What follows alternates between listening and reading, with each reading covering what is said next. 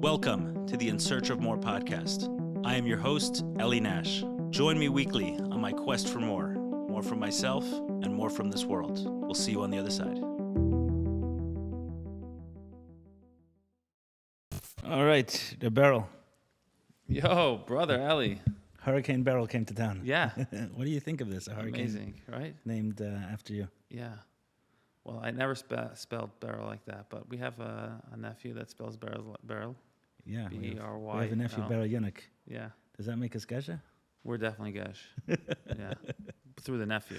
Through the nephews. We have a nephew, like say I have a nephew, Beryl Yunik, and another nephew, Levi Itcha Shapiro. Yeah. So, for those unfamiliar with this, these are Chabad dynasties. Yes, Berry Nash and Levi Shapiro. Okay. So I never thought about Gesh when I was a kid, but you I had some friends who want to marry Gesh. So let's go into that. You know, you ever have a friend for a long time, and you never bothered asking them their name, and after you hung out with them a bunch of times, it's kind of weird. To right. Say sure. Right. Not really, literally that example, but let's say you don't know where the guy lives. Right, but you've hung out a bunch. No, that example's perfect. Right. So it's just awkward. At what point in time do you say, I have no idea who you are? I don't even know your name. So it's kind of weird when you grow up in the same house as someone. It's at what point do you say, hey, so what's up? Who are you? It's kind of weird. So it takes a podcast to say, okay, can you tell me, who are you? How'd you grow up? Tell me about your childhood a little bit. See, one of the things I teach people is how to have deep conversations without microphones. So, but this is good. We'll still take this. Okay, yeah. We'll still take this. Right, with your kids, you're going to have conversations without microphones. You're not going to wait for them to be on the podcast to have deep conversations. We're going to go there? We're going to do the coaching?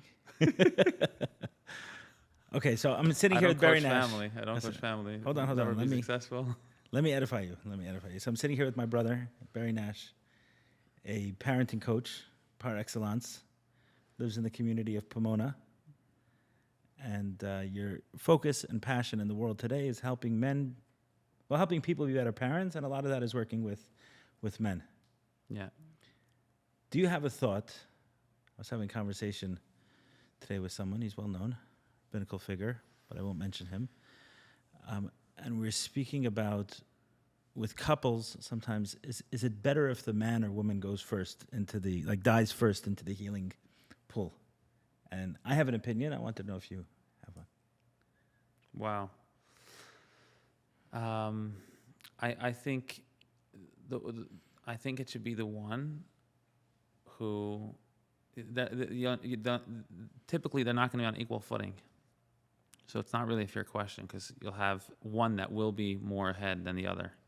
So I think there really isn't a choice. It doesn't have to be a choice.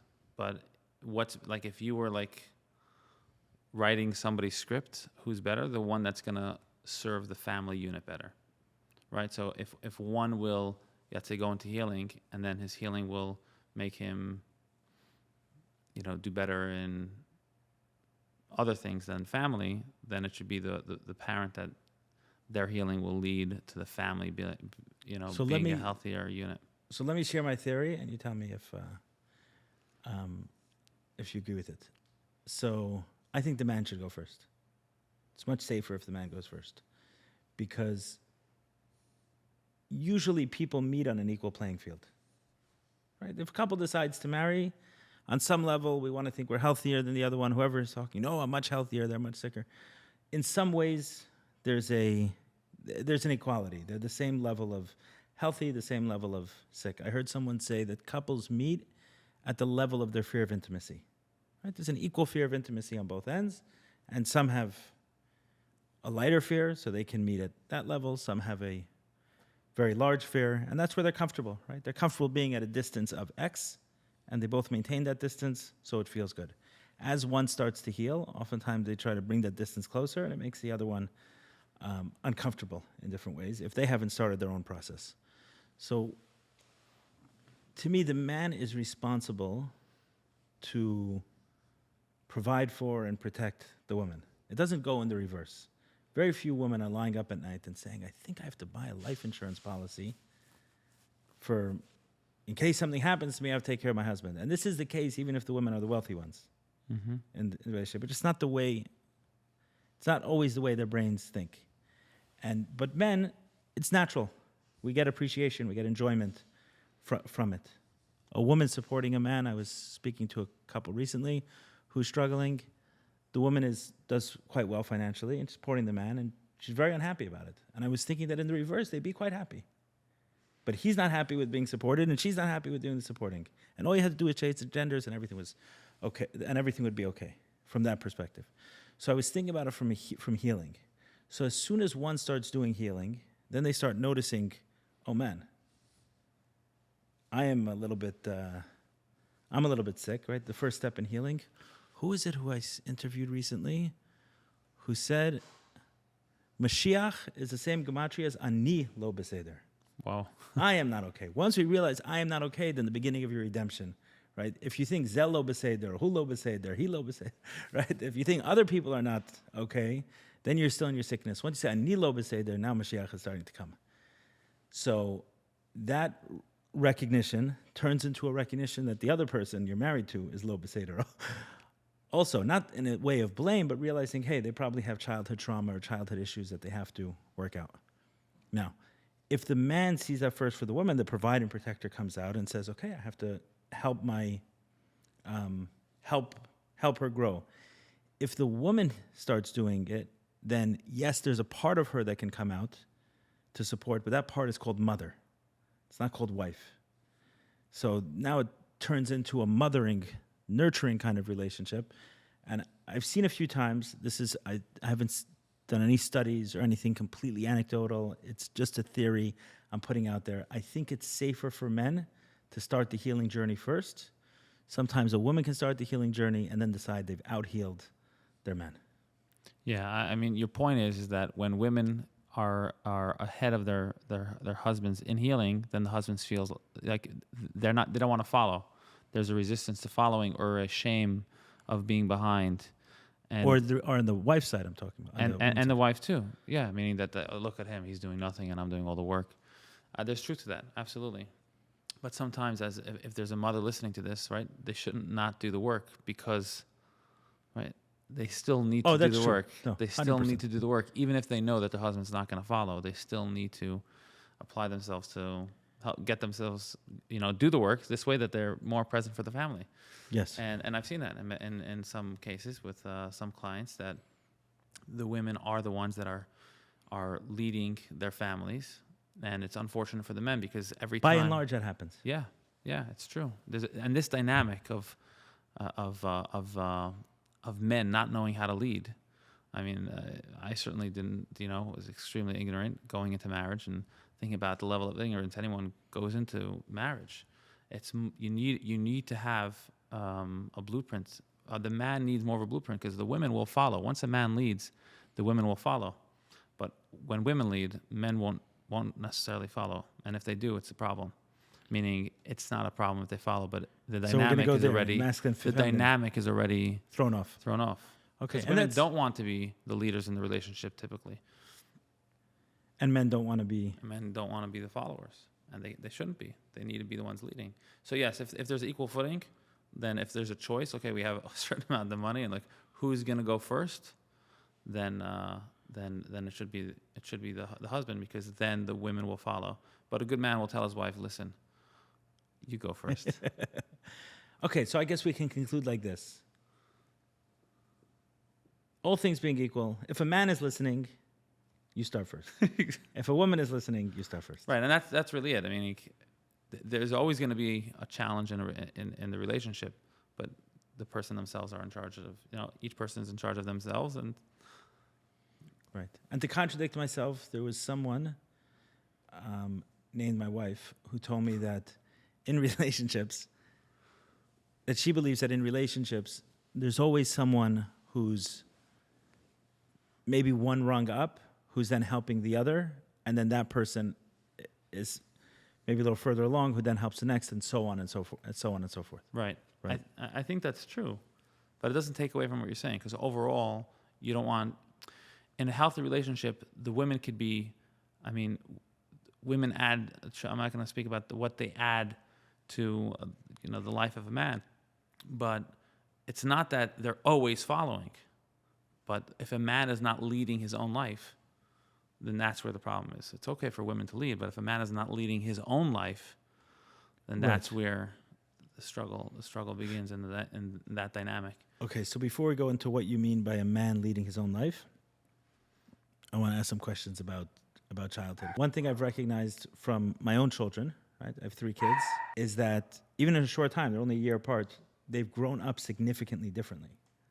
There's a big difference between my son who was born in 2018 and the life he's lived, the first 6 years of his life, and my son who was born in 2020, 2 years later, and the life he's lived, their life. Never mind my daughter, who's, right, boys and girls will have a very different life for sure. But even 2 brothers, a couple years apart, a completely different life, in the same household with the same parents, and parents still together and living in the same city pretty much, and doing the same jobs, but still, it's a very different life. And then there's also very different birth order is super important in terms of someone's experience of life.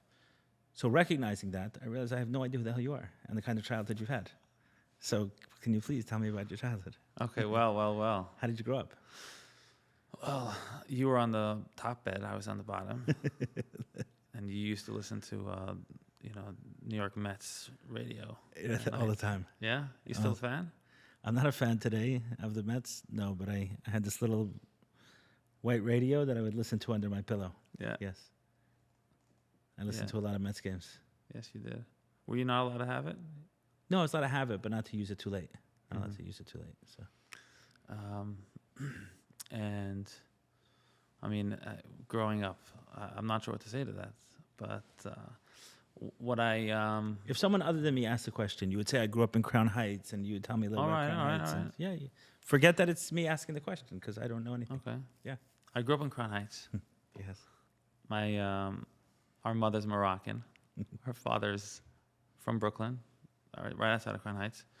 And grew up on Crown Street. 9 siblings. I'm the middle child. So Are you smack in the middle? I'm smack in the middle. Smack in the middle, 4 older, 4 younger. I'm glad you asked. Now you know. Nice. And so between us, there's 1 sister. True. And we did have very, very different lives. Growing up, you and you were the rebel. You were one of the rebels. Growing up? Yeah. Right? At what age? I was 10. Right. Okay. 10, 11. And I remember making I was in 8th grade, making a decision. It's like, am I going to follow my brothers, or am I going to follow my parents, or my path, the path of Judaism? So I actually I made a very intentional decision in 8th grade. What happened was there was a Shulchan Aruch contest. I remember this Rambam. Yeah. It was Rambam, right? No, it was Shulchan Aruch. Okay. Yeah, Kitzur Shulchan Aruch. And I didn't do well in school until about 7th, 8th grade. Right. And I just started, Applying yourself. applying myself to this contest. And the contest was towards the end of the year, but as I'm learning Shulchan Aruch, I remember lying down on the couch, Shabbos afternoon, with the Kitzur Shulchan Aruch in hand. I'm like, whoa, there's so many things I do not do. I'm like, am I going to do this? Am I just going to read it and do it or not do it? So I actually... So speak more about there was some sort of competition. I remember a school competition. Was it to know There was halachas? there were 2 schools in Crown Heights, Torah and Yeshiva, and together with the schools competing with one another, each student is competing with all other students, and we needed to know maybe the first 25 or so chapters of Kitzur Shulchan Aruch, and we were tested by a few rabbanim, and there were the final test was parents came, and we had bleachers, and we were all the students were elevated on bleachers, and there were 3 rounds, and after each round somebody was eliminated, other students were eliminated, and the 3rd round they chose a winner. And the winner was? I don't remember who the winner was, but I got pretty far. I got to the 3rd round. Nice.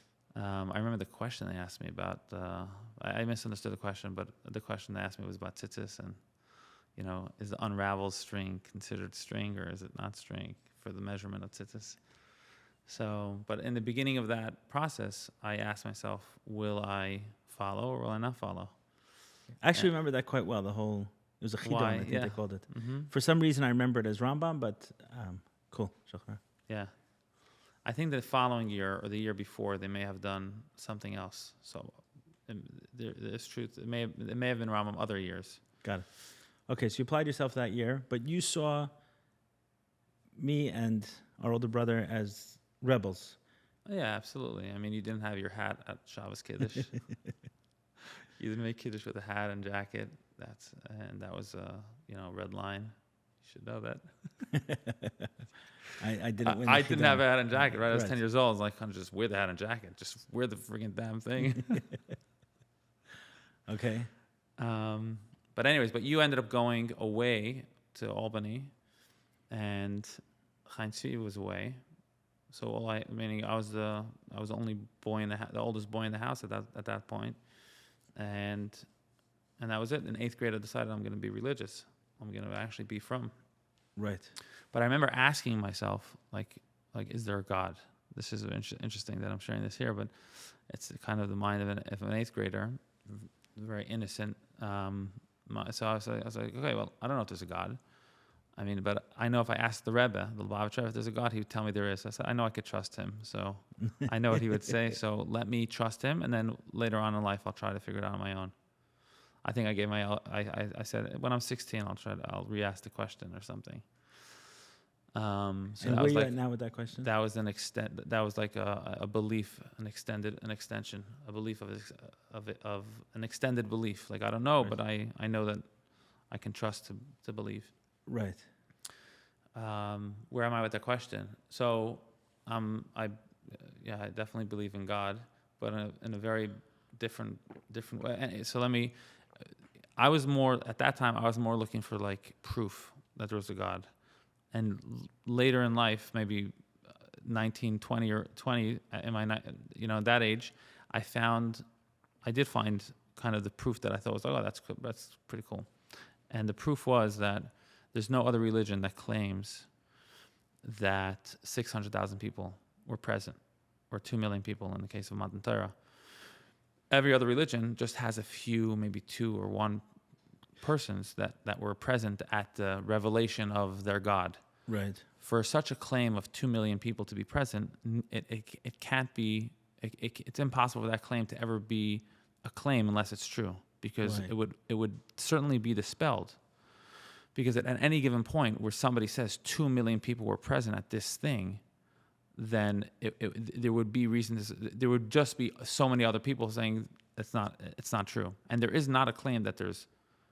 Right, there's at least that point that we have the tradition that 2 million people were there, and that's passed on. Then somebody would have, at least those who carried it. It's too big to carry without it reasonably being disproved. So why is that? What stops it from being The point is, when I was 20, that was right? But I'm still a challenge. Okay. Let's say 100 years ago, someone said that. Because then it was the claim was given at that moment. So it's like, this year this happened. It's like, really? This year this thing happened? So we do know that 2 million people were in the desert, right? We do know that we passed on Judaism from one to the other. So the claim was always that we were there. So it's not like he was there. So if 2 million people are giving the same tradition to their children that we were there, that could never have been possible if they actually weren't there. Okay, so you answered a little bit of a different question, because that's about Judaism specifically, Yeah. right? Not about God. Okay. I mean, So it's I'm saying, true. right, beyond Judaism, does God exist? Right. Like that question. But I'm saying if the Torah is given, then God exists. Okay, But I I guess got it. you're right. Meaning, the question is, does Torah exist? Right. That probably was the question. Is Judaism a thing? I don't know if I was thinking about it. Right. I probably thought I believed in God. I mean, I think it was that. Oh, okay. Understood. Is right? Is Torah true? Is Torah true? You're right. So now that was the question. Is Torah true? It's like, I don't know if Torah is true, but I know if I asked the Rebbe, he would say, yes, Torah is true.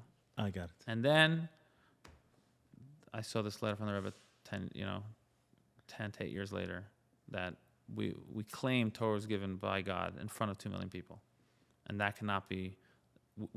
2 million people wouldn't pass on a lie.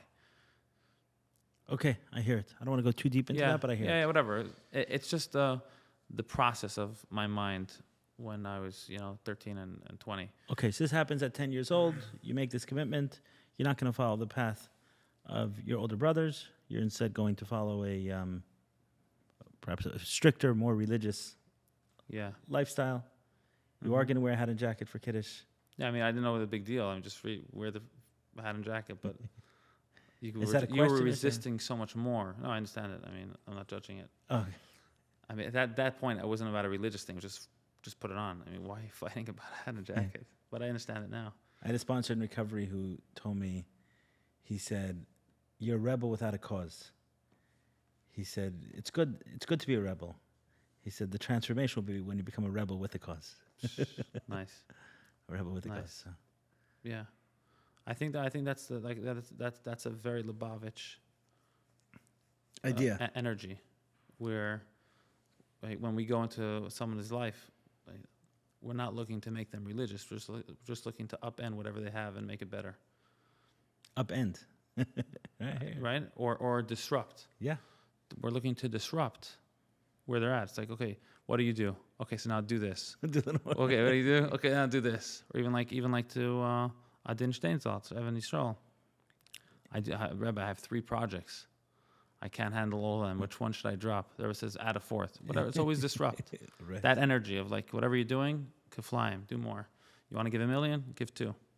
So you think if I went to the Rebbe and asked him about these things that I'm juggling, because I think about it sometimes, like maybe I should narrow some of it down so I can focus more on it, between business, between podcasts, between the House of More, between now Adama men's retreats, right? These things, maybe I should strip away a few and focus intensely on one. You think if I went to the Rebbe, he would say add another one? Hearing the 2 would be, I don't know, but... Add another one. Yeah, I mean, I wouldn't be surprised if that's what the Rebbe would say.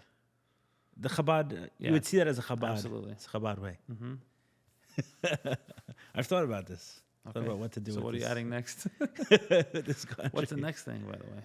What is? You're right, the Adama. I'm excited about the Adama. You're doing many more these days. We've been busy with Adama, yeah. Amazing. Yeah, why didn't you come to the one in New York? Yeah, it's kind of hard. No, I mean, I want to teach at this point. I want to teach, but I will come one day. So come from that perspective. Yeah. Next year, God willing, we'll start the facilitator training. Oh, nice. Yeah, of course, it's meant to expand and grow beyond it. I mean, right, you have to do it more than I was thinking. Once I saw you do one in LA and one in New York, you're going to have obviously many people run this. So we already have Adama vets, so to speak. I think is that what we call it, Tyler? Adama veterans, the returnees. Adama veterans, Adama returnee. So people who come back a second time, and I wouldn't say they're facilitators or support, but they help out more. And then, but that's in a very loose way. Right now, they help out more logistically.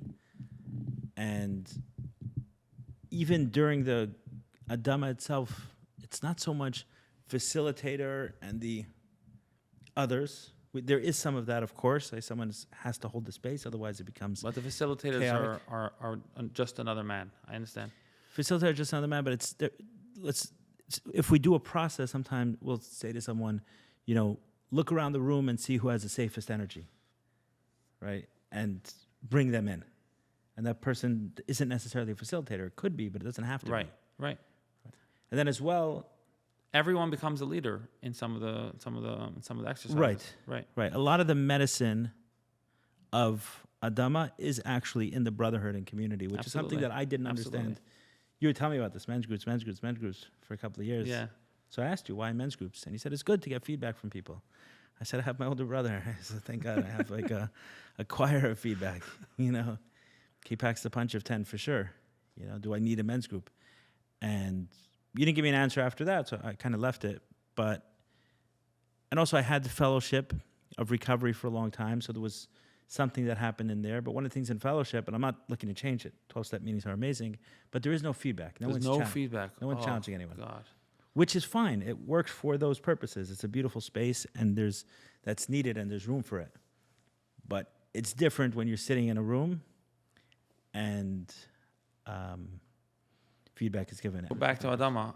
My motivation to come would be to support you and to be curious as to what you do, because a lot of things you do, I know I'm doing already. I've been going to men's meetings for 5 years, every single week, and I've led a couple of my own men's group.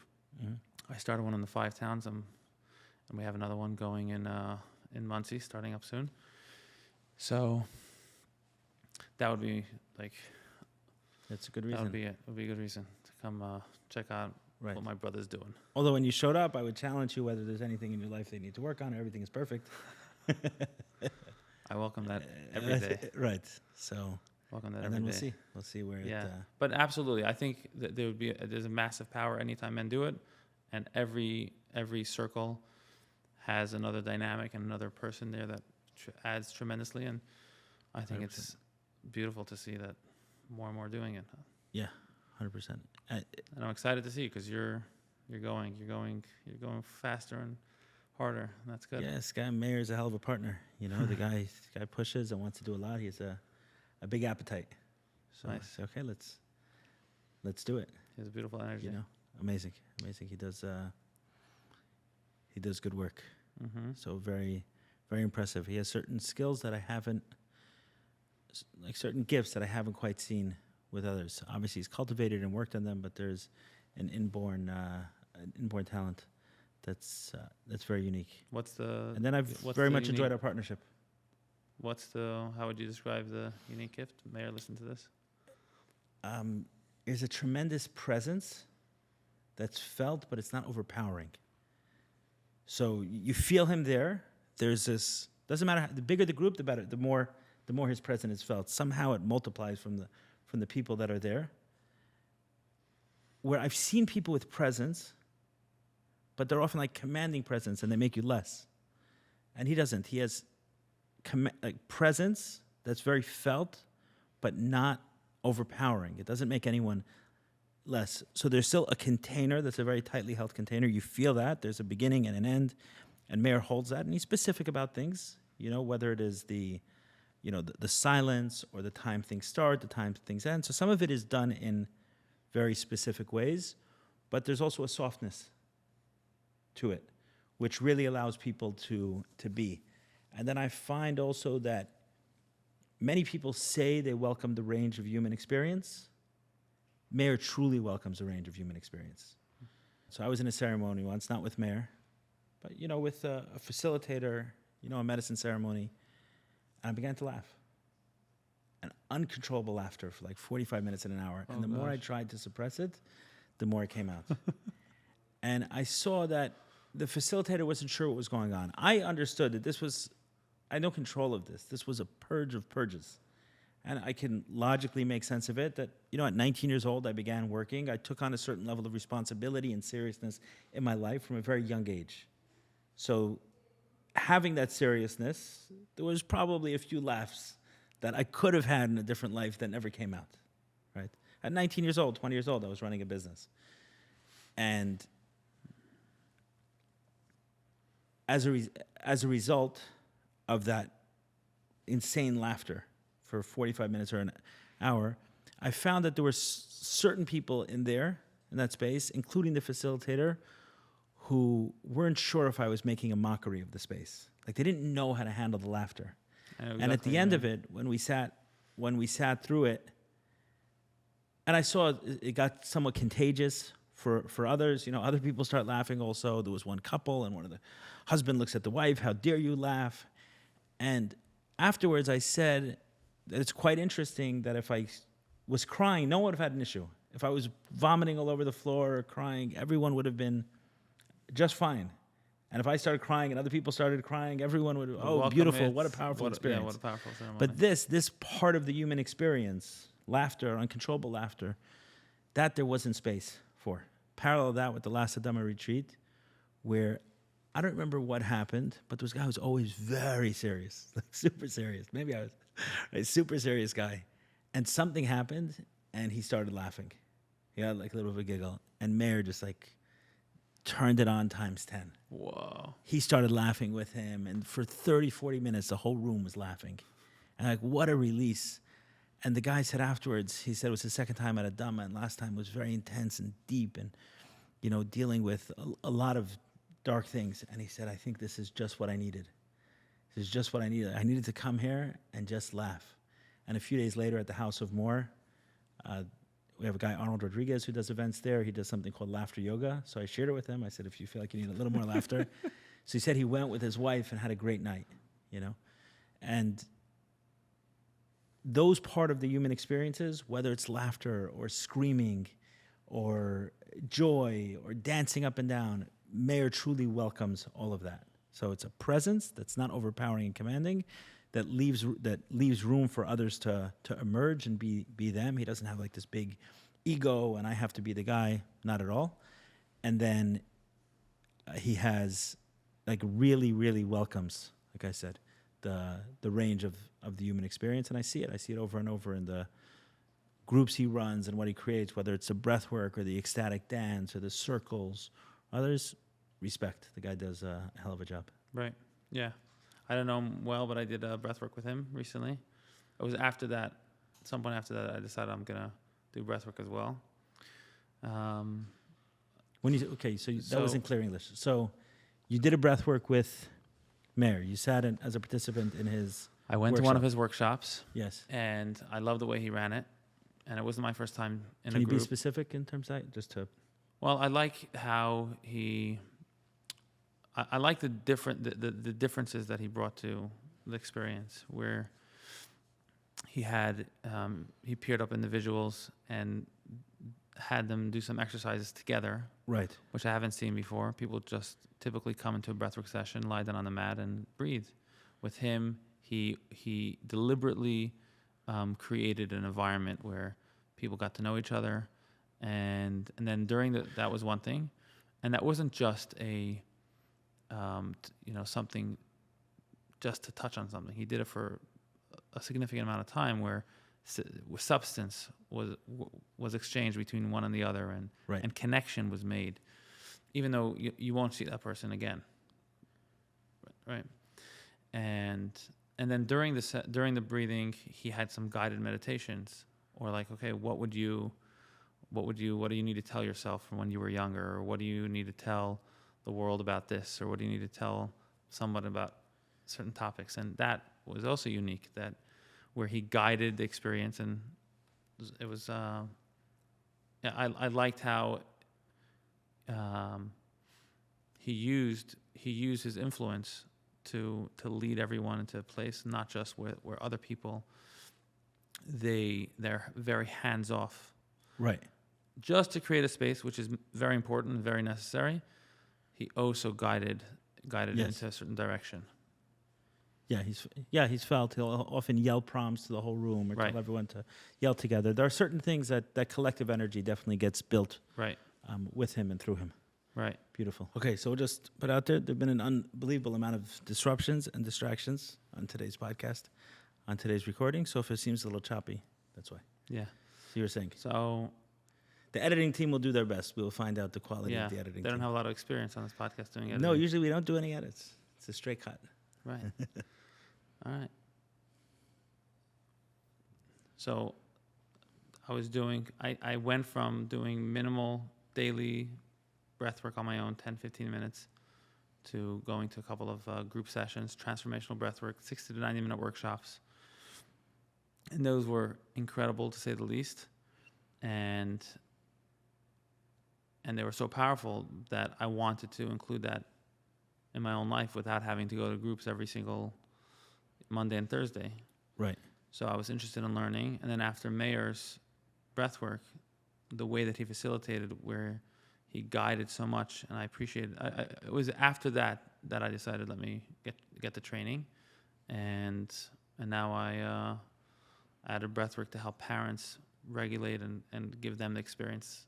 The couples breathwork. We're going to skip the part about Christian? No, we don't have to. Yeah. It's not. Yeah. Okay. I heard about, I went on your podcast. Right. And I said, okay, let's learn about breathwork. And I listened to the one with Dan Brule, the one with Christian. I really like Christian. Christian De La Huerta. Yeah, he's great. So I reached out to him, and he was not available at the time that I reached out to him, but he was in New York a month later. So I went to the city. I brought 5 friends with me, and they were all experienced friends that do breathwork regularly. We all had a beautiful, amazing experience. And Yeah, in contrast to Meir, he's quite hands-off. hands off, Right. hands off. He's there, we're here. Now breathe. Right, and he has such a powerful room, such a powerful room. I've had very, very powerful Yeah. experiences with them. And I think that you have to know when to let go. You have to have a person needs to be able to tap into both abilities. If a person's only able to insert their energy and not able to be hands off without, then that's a problem. You have to be able to do both and then know when to Exactly. choose which one. So I reached out to Christian to see if he teaches, and he does teach. And after that, I started learning with him. And He then teaches people to he teaches people to become breathwork instructors. facilitators. Yeah.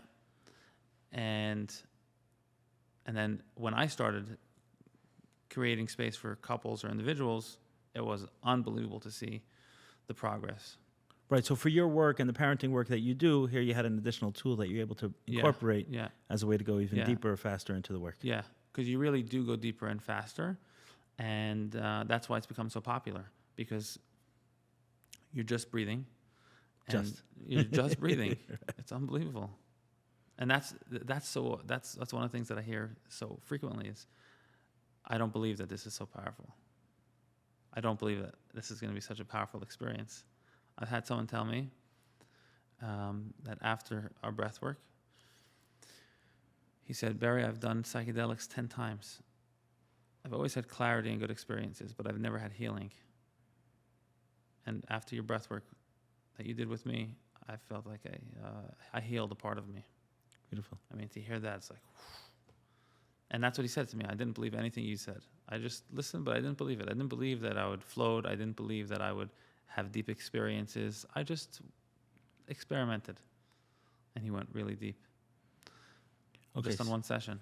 So, I use that for myself because it's such an amazing tool to help regulate and clean my own system. And I use it to help parents who are working with me to bring them closer together and bring them closer together with themselves through the breathwork experience as we embark on becoming better parents. It's a pretty incredible tool, and it's beautiful to see.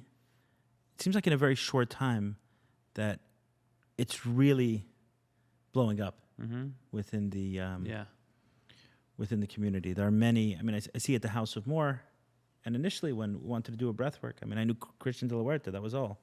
And then Meir came on the scene a couple of years ago and started doing it. Recently, Meir and I did a Adama workshop at the JRC, the Jewish Recovery Retreat. And while there, Meir shared, which I hadn't known, maybe he told it to me in the past and I forgot, that his very first breathwork experience was like 3 years ago at the JRC. Really? It was, 3. I think it was the number he said was 3, but it could have been 4. But it was at the JRC. They brought a guy to do breathwork. I think he's the same guy, Alex, who does, who works at the Tikkun Healing Center. He's one of the partners at Tikkun Healing Center with Eliezer Nirenberg, who was here on the podcast. So he did a breathwork at the JRC. So it's all very recent. And then to go from there, I think he said 3 years, from there to be facilitating. And then some people who he's introduced to breathwork have become facilitators. It goes very quickly, and it really is a modality that is accessible to anyone. Just breathe. And it may frustrate those who spent years trying to, entering the healing space. And not that there isn't room for that. Psychologists and psychiatrists and understanding the mind in very, very deep ways. But sometimes the only thing that someone needs is a space where they can do it themselves and we can heal ourselves. What I say a lot at Adama is, I said, I can stand and I can give you ideas and thoughts. And I'm probably going to do that at some point during the week, and I'll share my feedback. I'll share my perspectives. But that's not the same. I may be right, I may be wrong. I can miss. But if you jump into freezing cold water and you take a breath and you get a message, that one's spot on for you. Absolutely. Because 15 people are going to do that, and they're all going to get a very different. They're all going to get a very different experience, a very different message, a very different lesson that's going to meet them exactly where we're at. And that's one of the beautiful things about using ourselves. We are our own healer.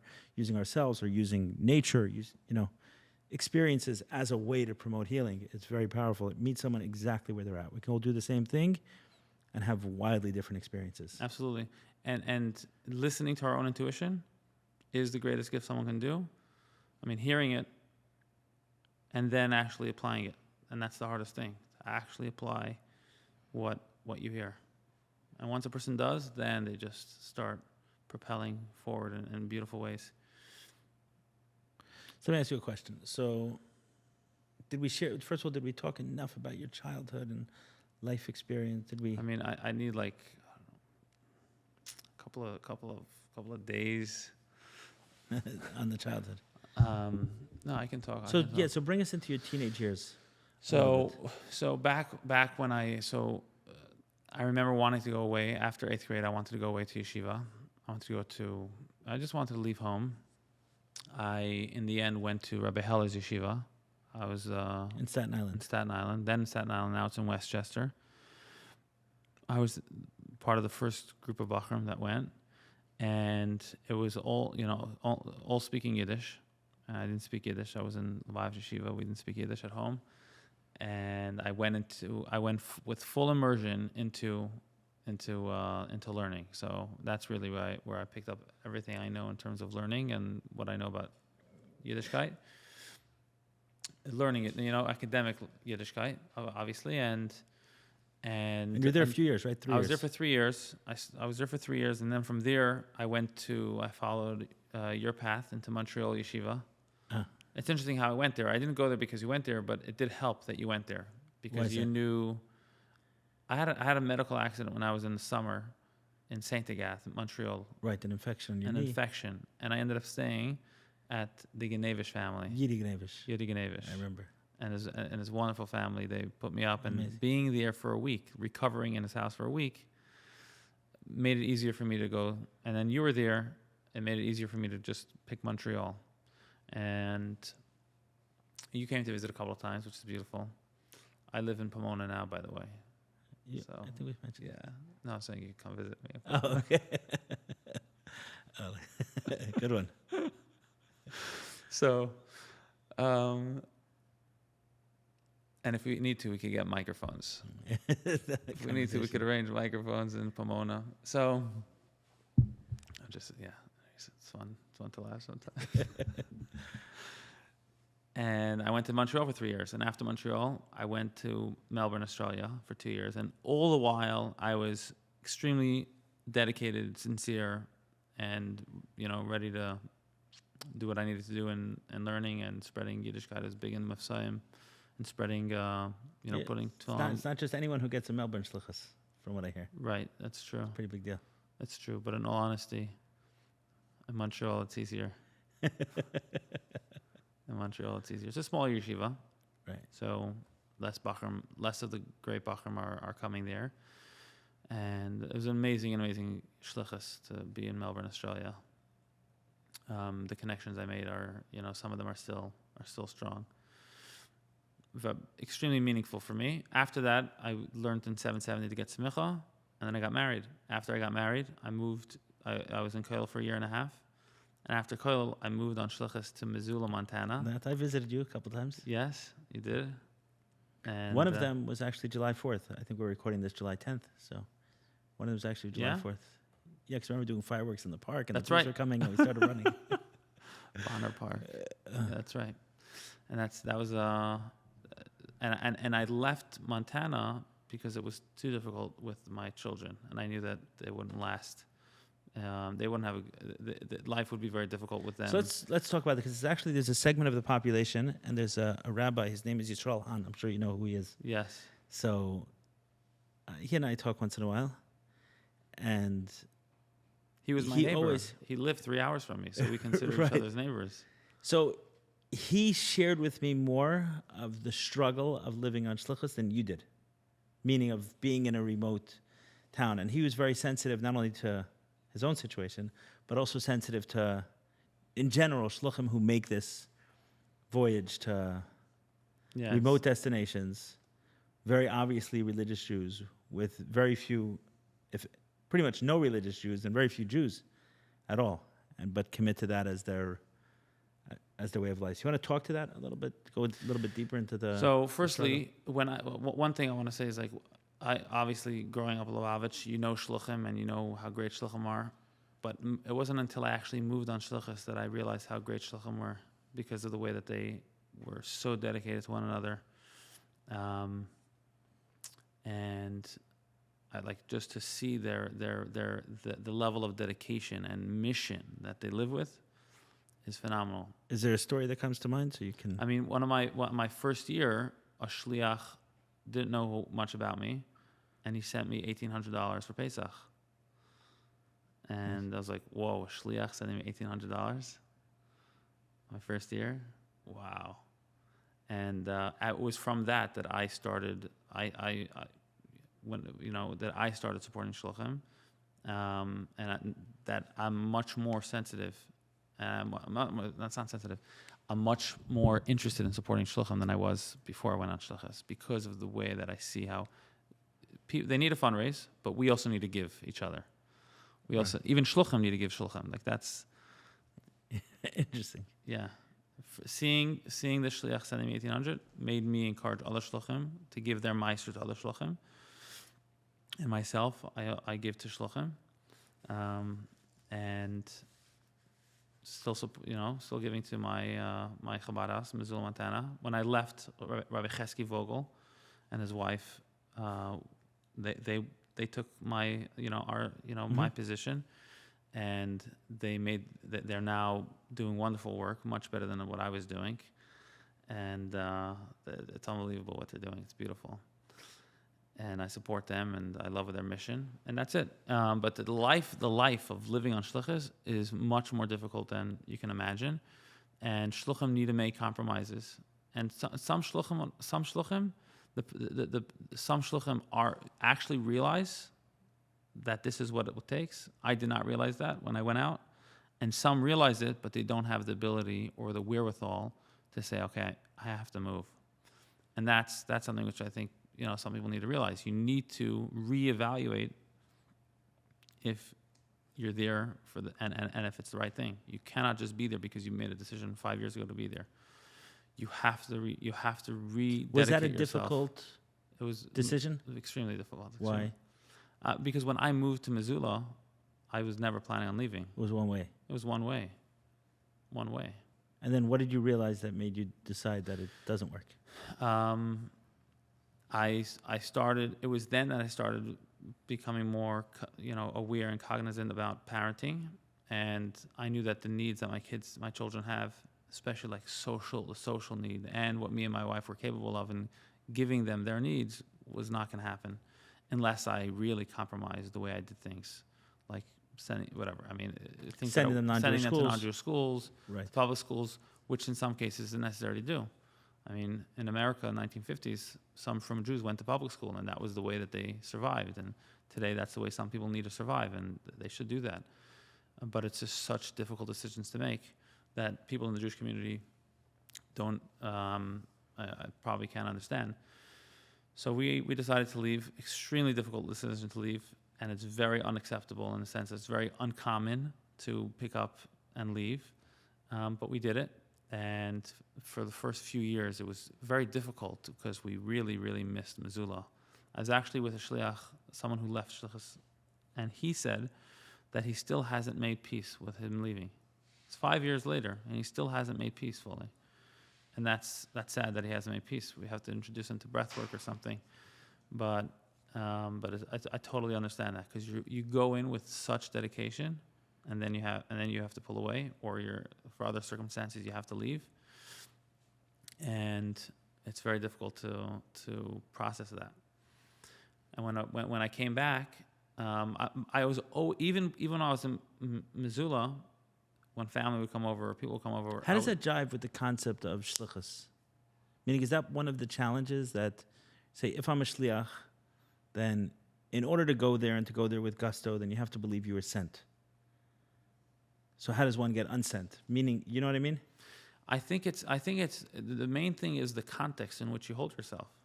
So, But you understand the question before? yeah, I mean, but I don't see it in that linear sense. Okay. I mean, there are some shluchim. The way that shlichus works now was developed by shluchim. I mean, in 19, right? There were points where the Rebbe said, "Okay, go here, and then go here, and then go here." But that's not definitely not. That's not the status quo. That's not the way that it appears today. But the real message of shlichus is you got to change the world to bring Mashiach. That's the message of shlichus. You have to change the world to bring Mashiach, whatever that looks like. If you're in business, if you're a doctor, if you're not from, you have to put tefillin on your coworkers. That even just because you put on tefillin, you know how to put on tefillin. Help another Jew put on tefillin. So you still live with that today? Yeah. And is that Actually is that fueling your breath work and your parenting work, all of that? I mean, my connection to Judaism and Yiddishkeit and God is much stronger than it's ever been. Breath work and all the self work that I've done has enhanced that. I mean, But just specifically to the Rebbe. so recently, it's Meaning the becoming concept of shlichus and his message, is that living on in your work? It's for some it's pronounced, for some it's not pronounced. I mean, I see myself becoming more connected as of recently. But the Rebbe's way has definitely molded me. The Rebbe's way of, like, if you're somewhere, you need to influence the world in the way that you can. I'd like to see myself learning much more. I mean, I go to, I write to the Rebbe very often. I go to the Oil very often, but to me, I want to see myself learning much more of the Rebbe's Torah. And one of my Sichos in English has a really nice English commentary. Yeah, sponsored by here's Eli Nash. But But so, I just want to say, someone throw that out. Someone will throw that out. So I just want to say, so I didn't sponsor the first one. I didn't sponsor the second. When I got to learning them, I got involved with the third, the fourth, and the fifth, Right. and God willing, have the opportunity to get involved Right. more. They're now printing ones on holidays, etc., because they finished the first 5 Chamashim. So, meaning you said it in a way of, I sponsored it, so therefore I'm promoting it. No. right. I got into it. I began learning it. I was very moved by it because previously, if I read in English Sikha, I felt like I missed the content. If I read in Hebrew, I'd miss a few words and I wouldn't be able to manage it. And here they had it side by side. So I can read it in the Hebrew. If I get stuck on a word, I look at the English and it's Right. beautifully done, well translated. And I said, hey, I find myself learning much more. I find myself learning in the original much more. Usually after I finish learning a Sikha, I'll read it fully in the original Beautiful. at the end. So I'll take it in the original language and his words, but the English helps me work out anything I don't understand. Right. And because you really have to know a lot to learn Rabbi Sikha. There's all these quotes and references. You can't just pick it up and read it, even if you know the language. Correct. It takes the digest. Meaning, even if it was in the same language, Hebrew or Yiddish, you would need a little bit of You need explanation. background. You need background Absolutely. in order to It's understand. a very academic book. Safer. Correct. It's very academic, and it's not something that's read easily. Right. And it's written in a style that almost assumes you've read some of it. Yeah. And the more you know, the more you could know. I remember having a realization. I was 8, maybe, I don't know. I remember being outside 7th Standing when I made this realization. I said, every time I learn a sikha, it's so amazing that I have, for the rest of my life, I need to learn one every week. I didn't keep to that because that, that's where actually, we spoke about leadership in men. It's like, okay, there are things you want to do, but you don't do them. So now how do you lead your life to the place you want to be? And since I'm 20, whenever that was, 20 till now, but that realization of like, wow, these sikhs are so powerful and so influential on my life. in one of my first plant medicine journeys, I had a realization or like a message, like I have to learn an Aleph and an Beis Sichos, which were the last years that the Rebbe taught. And it took me 2 years to pick it up again, but I recently, a couple of months ago, started learning an Aleph.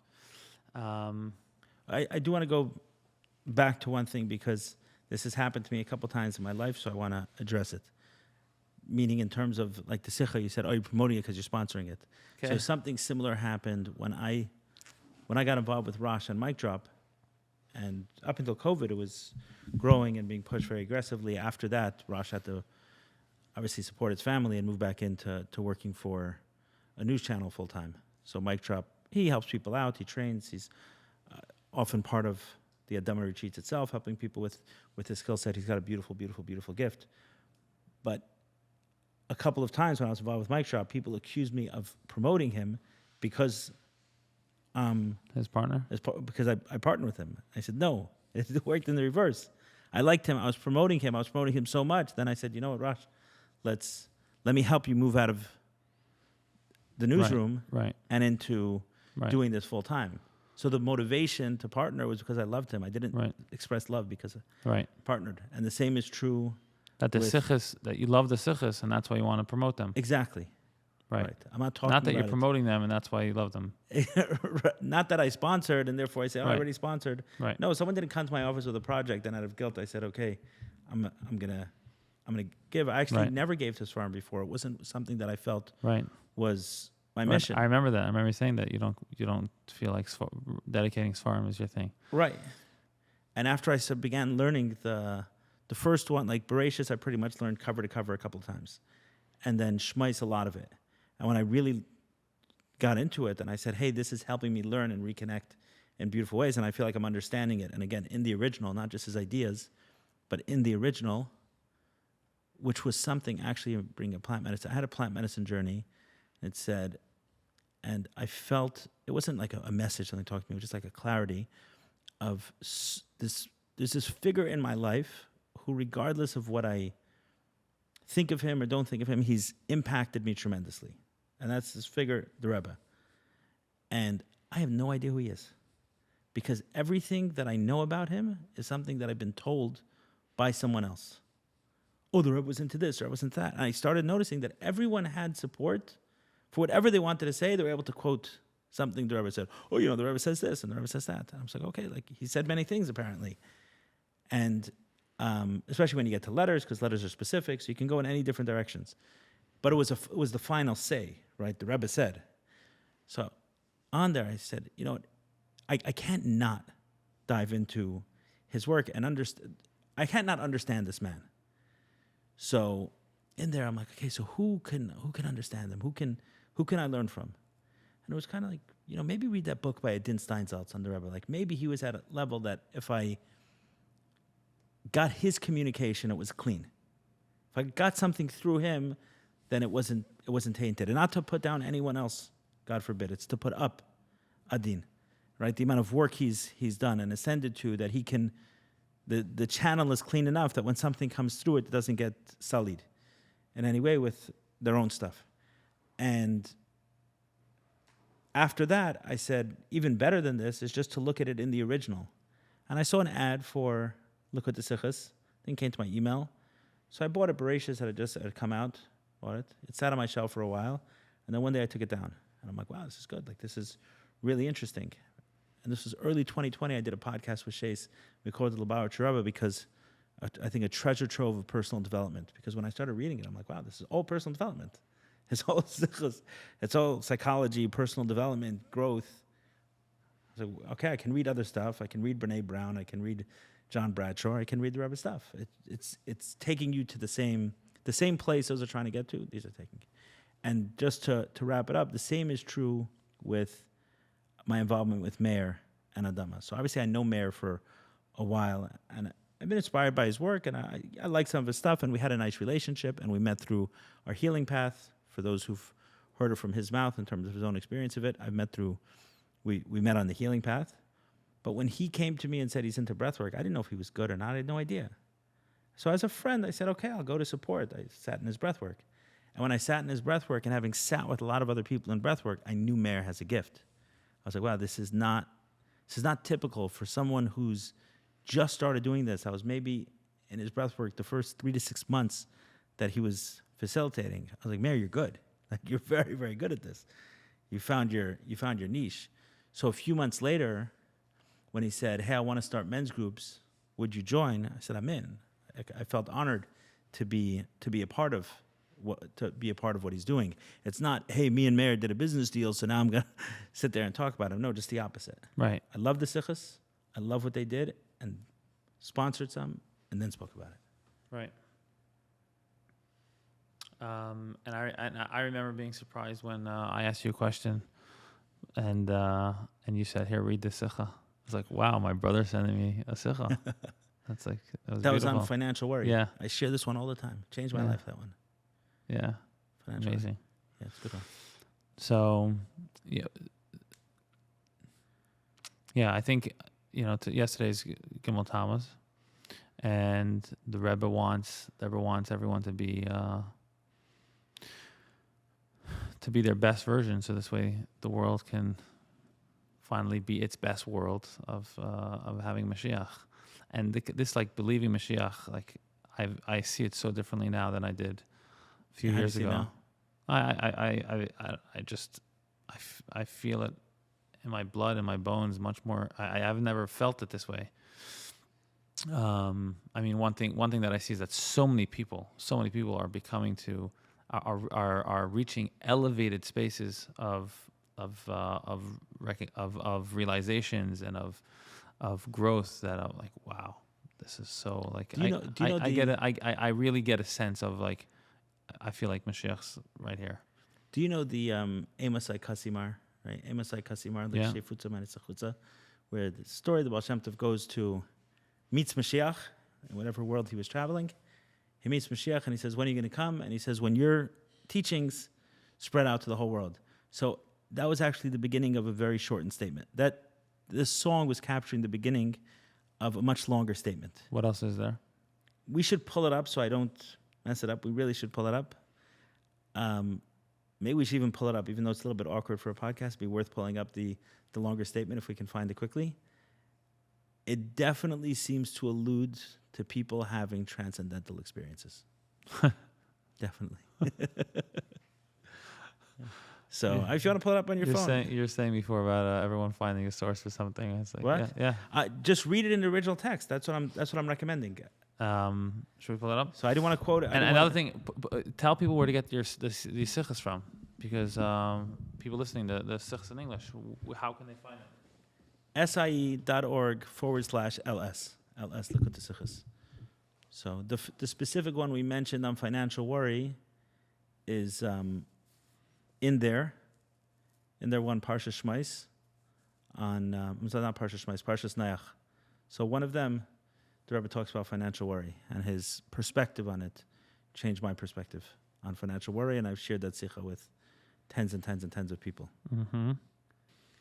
Okay, so here's the full text. Okay, I pulled it up. Never done this before to read text, but I think it's worth it. I asked the Mashiach, Emasai Kasimar, when will the Master come?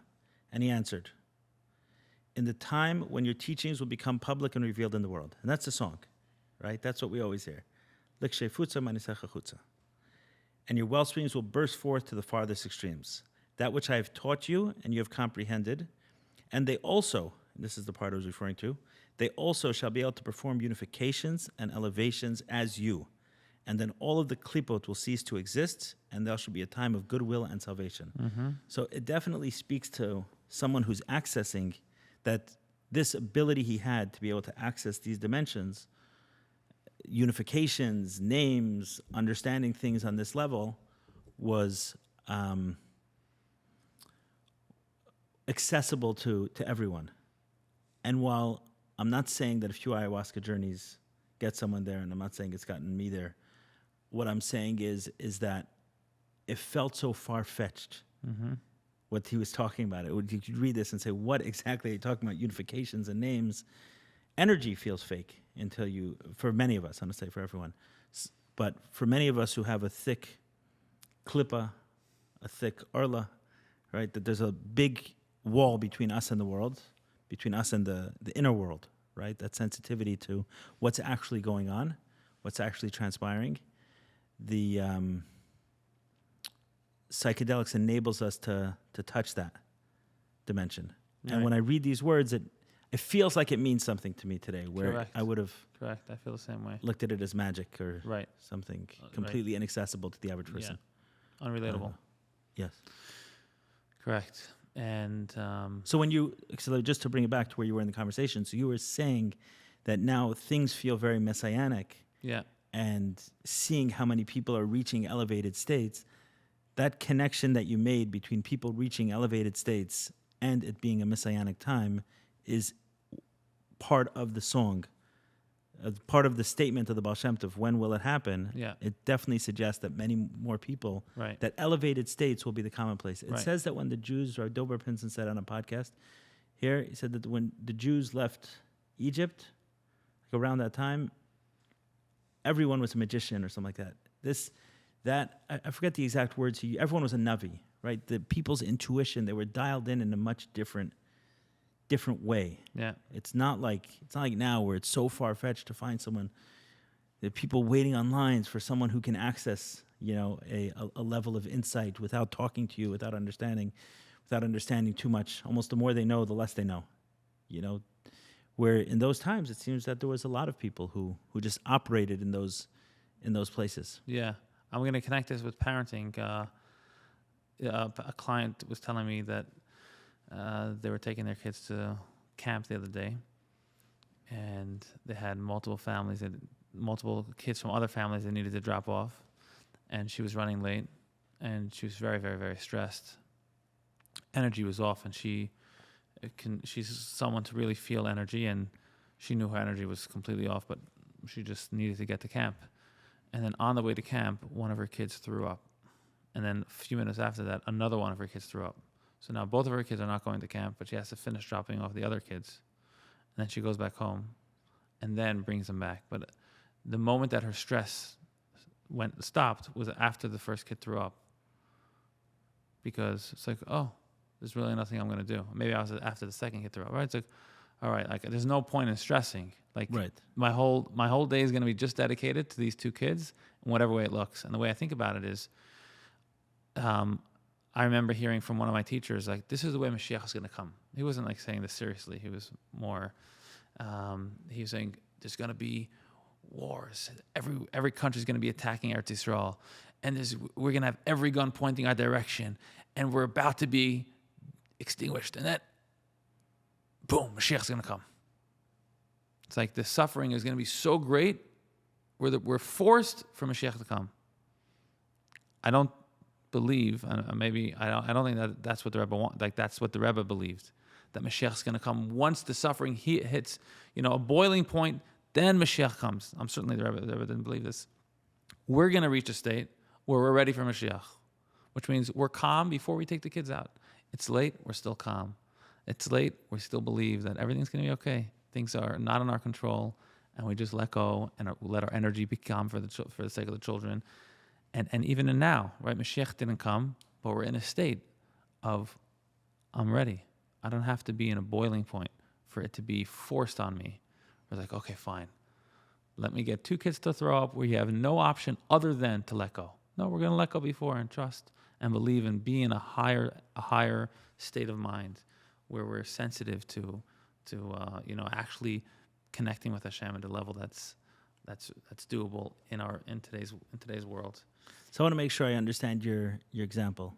So I'll share an experience from me, and you tell me if I captured what you said. So a number of years ago, I had an experience over a 2-week period, which were like a massive mistake at the office, number one, an attempted break-in at work, number two, where they got in, but they didn't get too far. They damaged the building. They didn't access inventory, but it was still very, very, very disruptive. Very disruptive. It's disruptive to the morale.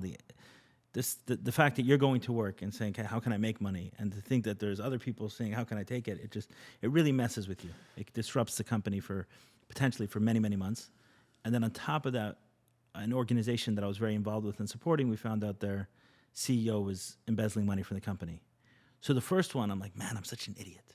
The second one, I'm like, damn, how can I do this? How can I not, yes, we protected from inventory, but how did I not think of this thing? And was the alarm good enough and everything else? By the third thing, I said, okay, I can be the biggest idiot in the world, but 3 things in 2 weeks you can't pull off. Correct. Right? So obviously, the insinuation for me is that there's a guiding hand here. There's something happening. And let me try to figure out what's going on. Someone's trying to knock on my door. Someone's trying to rattle my cage.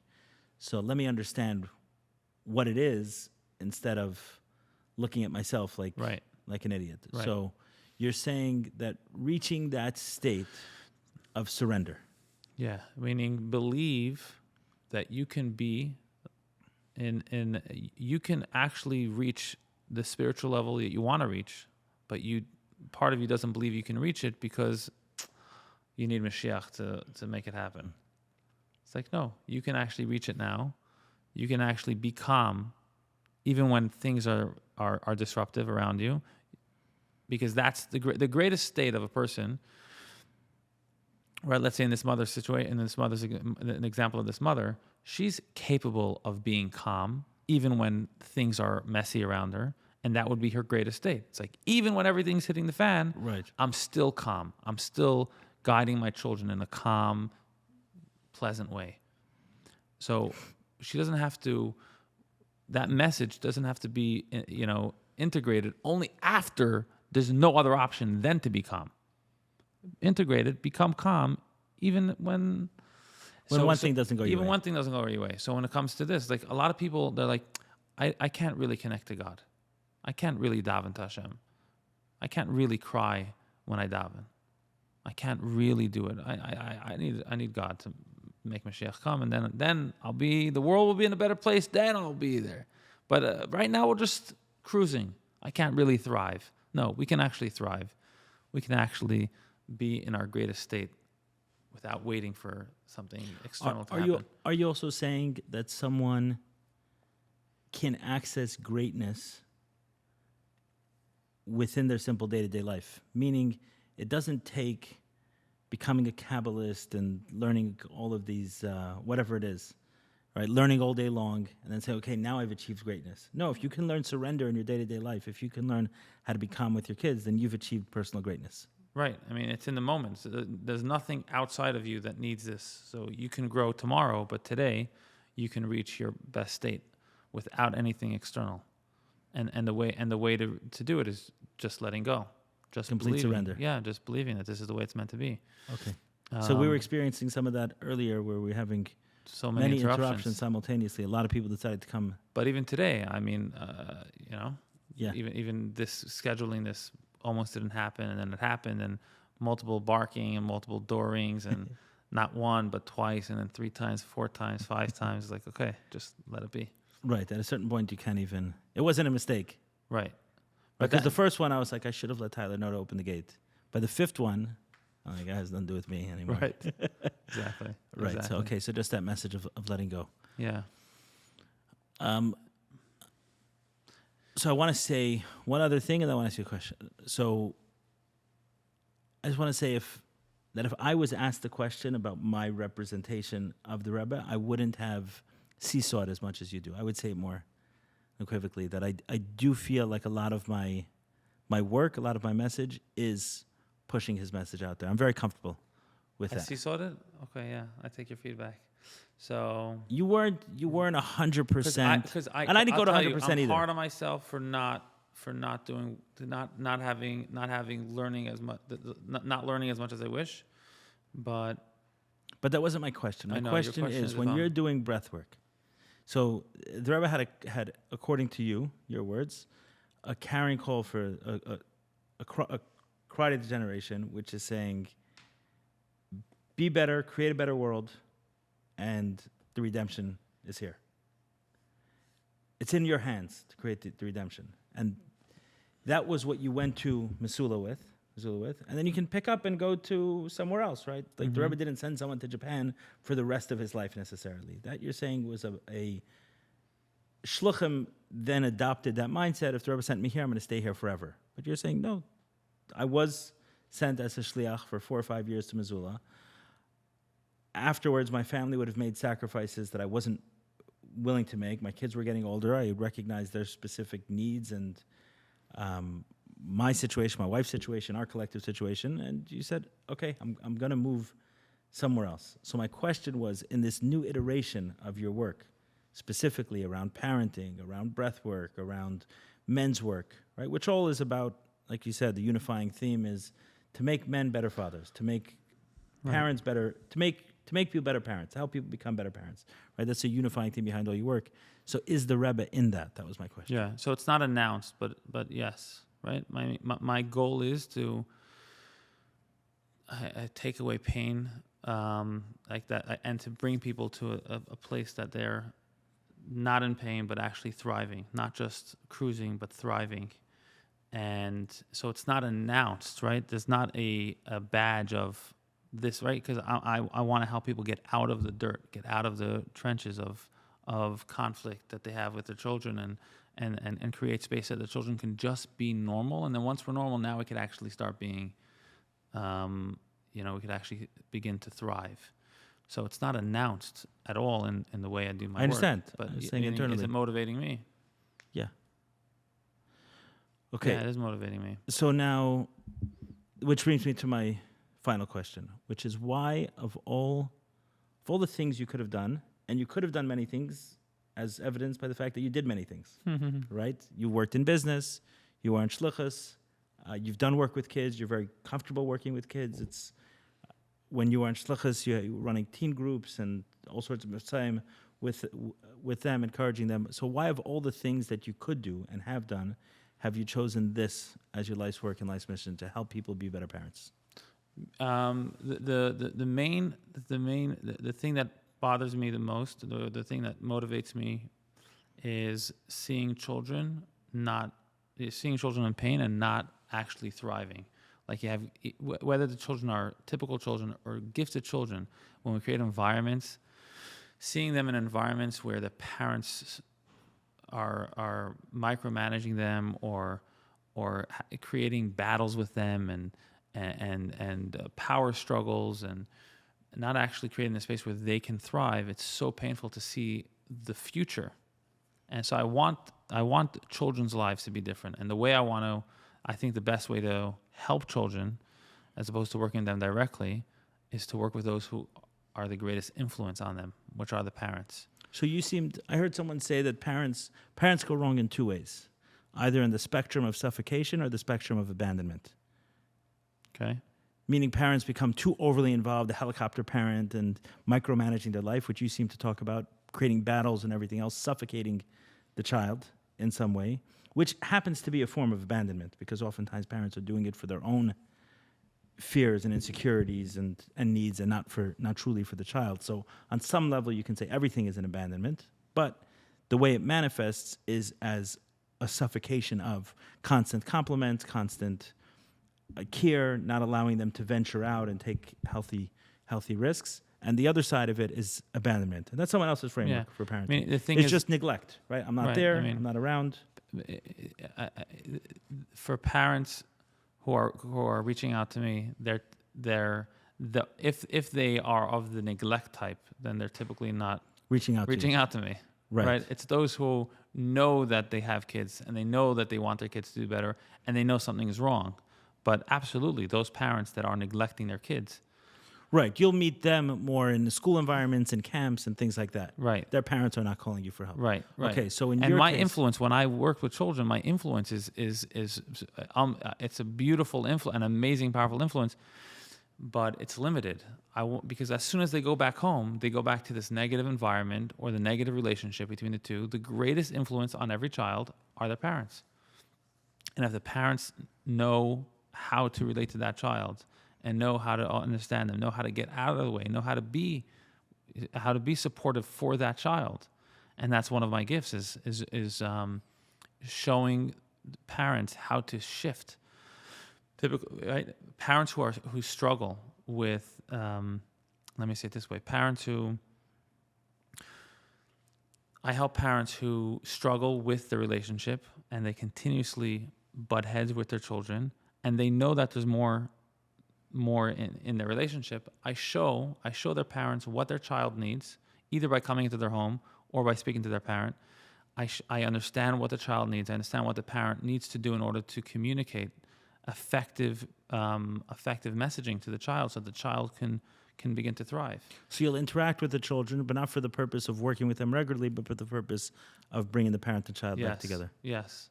Is there a success story that comes to mind? I mean, I think just a couple of, one story that's popping into my mind, which is so inconsequential but so meaningful. A parent was calling me and shared with me that they had this win where their child, they were on their way to shul, or they're leaving their house to go to shul for Shabbos, and this child didn't want to go to shul, but there was no adult around to supervise them, and the adult that was around is a pregnant woman, and so that wasn't an option. So the message to the child was, that the parent gave the child, is you have to come to shul. You can either come with me or you come with your older brother when he comes, but you got to come. And the father left the house. And then as soon as he left, the child says, I don't have my Shabbos shoes. They're in the car. All I have are my sneakers. And the father said, I hear you. You only got sneakers. So you'll come with the sneakers. No, I'm not coming with sneakers. Put up a full tantrum about the sneakers. The father kept his cool. And he just laid the message. He says, you only have sneakers, so you only have sneakers. That's what we're going to do. And he left. In the past, there would have been a fight both about control. You must come, even pulling or even threatening or bribing. In this case, the child was able to process his own struggle without it being forced upon him. Typically, when parents look for results, unhealthy relationships, parents are looking for results. I want my child to do A, B, and C. But when we force things on our child to do A, B, and C, even if it's a wonderful thing, but if it's forced on them, then the child loses the process in between, and damage is caused, or the benefit of the process is lost. So in this case, there wasn't conflict between the child and the parent. Even though the child was angry and in a tantrum, the father never got offensive. He never hurt. He never said something mean to the child. He never bribed the child, which could have calmed the child down, but would have had negative effects later in terms of like what the message is about bribing, or threatened the child, which would have caused resentment in the child to the father. In this case, it was allowing the child to be upset without giving him wiggle room of coming or not coming, just wiggle room of when you're going to come. And then the child himself came with a beautiful energy. So he left shortly after the father left, and he got to shul. And now that child and that parent won't have resentment or negative influences between the two of them. And now when the father wants to connect to the child in a way of real influence, now there's actual fertile ground. When he continues to do and behave this way, there's fertile ground for the child to be influenced by the parent, right? You want to influence people. Right. When you influence people, you create a container. Do we have a container where we could influence our children? Or will our children resist that? And many children resist their parents, and they fight it, even though the parents are good and good intentions and meaningful and caring and loving and giving. Some are not that way. But even those who are that way, but if we don't know how to relate to the child and don't know how to give those, allow the child to process what they need and know how to communicate that, there will be a distance between the child and parent. So as one example, if someone is in a power struggle with their kids, this is something that you feel was within your domain of expertise, being able to help them out. Yeah. What age does it matter? Does it matter if they're 5 or 15? Yeah, I help parents with very little, very young children, 2 and up, but and even to 20. As long as a parent has interactions with the child, then then there's influence. There's influence, right? That's it to work with. Right. You mentioned that you kind of back to the Rebbe. You mentioned how much you knew how much the Rebbe affected your life. And one of the things I see with people that are not from, or Lubavitchers that are not from, that they they have such appreciation for the Rebbe. Why?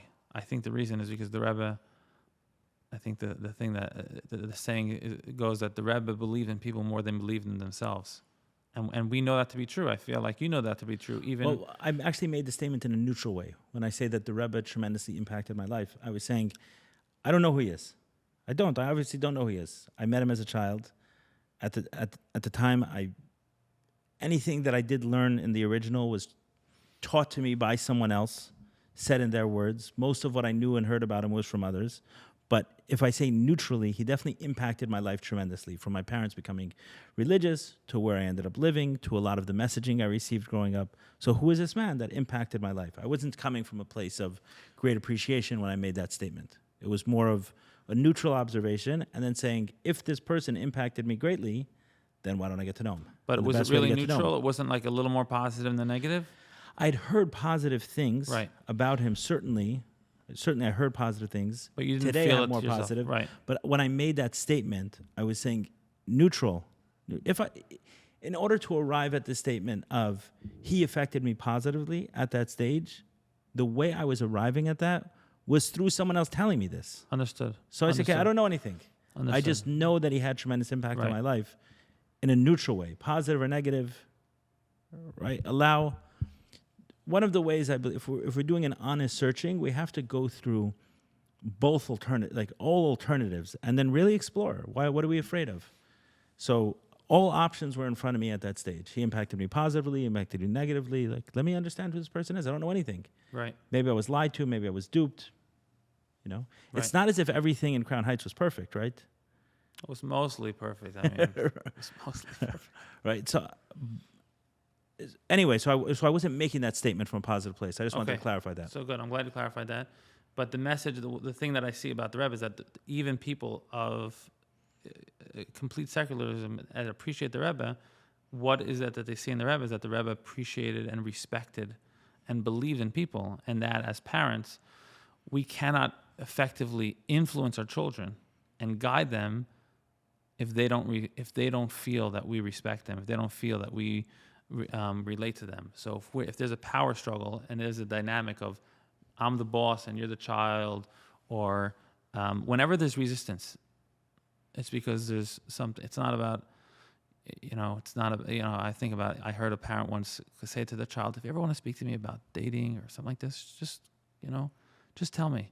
Like it's that's like a coach telling someone who's quitting on them, saying like, listen, if you ever want to call me again, I'll send you an email with my email information. So how right? would you? So right, so it's the energy that we create in the dynamic. It's like a child knows that they can speak to you. We don't have to invite it with words. Like, if you want, you can speak to me. If you create that space, and certainly if you ask and you want to support and there's resistance, saying like I'm always available will not mean anything to the child, because they just want you to actually Right. Either your actions have said that, It's the energy, and then we it's not create. needed to say it. Exactly. Or your actions are saying the opposite, and then saying it isn't going to undo that. There you go. Beseder. Well said. Okay. So my wish is that every parent listening to this is that they pay attention. Pay attention. Close your eyes and pay attention to what your child needs, because, like you said, the intuition. We can trust our intuition. Just listen to what that child needs, and it's more simple than you think, and it will go a long way to helping your child grow to be who they can be. So I'll end with this. Oftentimes, sometimes you feel like you're accessing your intuition, whether it's through medicine or at this point through other experiences. Just, okay, I'm in a clear space right now. And I'll often ask myself that question, tapping completely into intuition. What does my wife need from me? And go through each of my children. What do they need from me? And I get very, very different answers, and I act on it. Right. And yeah, they're often simple, right? They're usually one or two words. But if everyone would do that, I mean, it's so powerful to do that. And I think the reason why you're able to do that is because you've come to help yourself. You've come to create space for your. If there was so much noise in your head, which there is in so many people, you wouldn't be able to do that. Correct. You would just numb whatever the noise is and go do something. And that's what I like about breathwork and all the healing that you're promoting is we have, Can we access peace? access peace and Access then peace give it and to our touch. children. Okay. On that note, I must pick up my kids from school. So, All from right. camp. So thank you so much. Thank you very much for having me. Yeah. Brother, We'll see you brother. soon. Brother. Okay. And tonight, I guess we'll have an opportunity. We'll get some kids in your lab. So, because you'll be spending the evening Yeah, here. they'll meet their uncle. What? They'll get to not meet, but Meet again. Meet again. Meet again. The newest version of you. The newest version. Every day it's a new version. Completely changed by this podcast. Yeah. Me too. Thank you so much.